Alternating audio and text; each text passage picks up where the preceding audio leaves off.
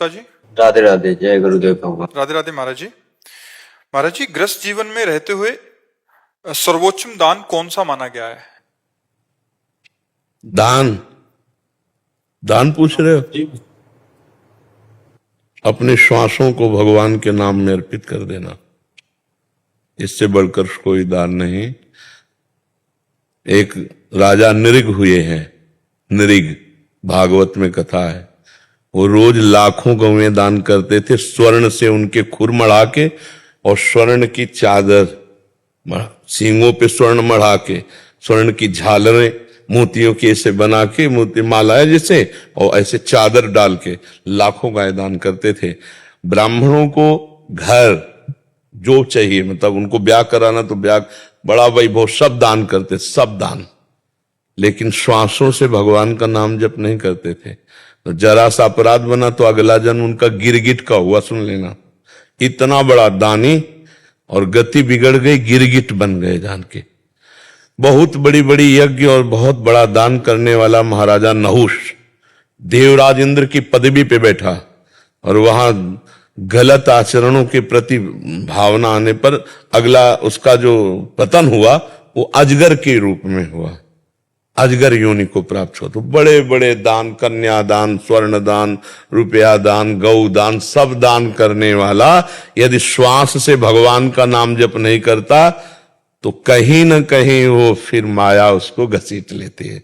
और कुछ नहीं हो रहा है, नाम जप कर रहे हैं, हमारे पास 4 रोटी और देखा कोई भूखा है तो हम उसको दे देते हैं, आज नहीं खाएंगे। ये बहुत बड़ा दान हो गया। हमको बेईमानी करके रुपया कमा के दान करने की जरूरत नहीं। ईमान से चल रहे हैं, हमारे पास आज 4 रोटी है और कोई भूखा हम देख लिया, उसको अपनी भोजन की दे दे, ये बहुत बड़ा दान हो गया। हर श्वास से नाम जप करते हैं, किसी जीव को अपनी तरफ से हम कष्ट नहीं देते। अभय दान, ये अभय दान है, हमारी तरफ से किसी को कष्ट नहीं। और अपने कर्तव्य का पालन, निष्ठा के लिए प्राण दान, जो आपने पूछा सर्वश्रेष्ठ दान। जैसे आप राष्ट्र सेवा में हो, समाज सेवा में हो, उसके लिए हम प्राण दान करते हैं। जरूरत पड़ने पर गोली खाएंगे, अपनी धर्मनिष्ठा, अपने कर्तव्य का पालन, अपने श्वासों को भगवान में समर्पित, और जरूरत पड़ने पर हम भूखे रह जाएंगे, दूसरे को भोजन दे देंगे। ये सर्वश्रेष्ठ दान के अंतर्गत आता है। धर्म पूर्वक अगर 10 रुपया तुम्हारे पास ज्यादा है और 10 रुपया किसी की सेवा में लगा दिया, वो बहुत बड़ा दान हो गया। अधर्म के द्वारा किया हुआ लाखों अरबों रुपया भी कुछ नहीं तुम्हारा मंगल करेगा। और धर्म के द्वारा 1 रुपया कमाया है और वो भी किसी की सेवा में लगा दिया तो बहुत बड़ा दान माना जाएगा, जानते हो। तो धर्म पूर्वक चलो और दूसरों को सुख पहुंचाने का भाव रखो, अपने कर्तव्य का पालन और हर श्वास से नाम जप, ये सबसे बड़ा काम है। श्वास रूपी सबसे कीमती चीज यहाँ क्या है, समझा नहीं जाता। श्वास है। जैसे आपने 50 साल में लाखों अरबों करोड़ों रुपया सब कमा लिए, वो आपकी आखिरी श्वास है, तो कहा जाए कि आप एक श्वास और बढ़ा लीजिए पूरे जीवन की संपत्ति देके, तो एक श्वास नहीं बढ़ा सकते आप। मतलब श्वास कितनी कीमती है, पूरे जीवन की कमाई में भी एक श्वास आप प्लस नहीं कर सकते। उन श्वासों से आपने राधा राधा राधा जपा, भगवान नाम जपा, ये सबसे बड़ा दान किया। और जो हमें भगवान ने सुविधा दी है, आवश्यकता पड़ने पर हम दूसरे के भी सहयोग में लगा सके धर्म पूर्वक, ये हमारा सबसे बड़ा दान होगा। हमें और कोई विचार नहीं करना।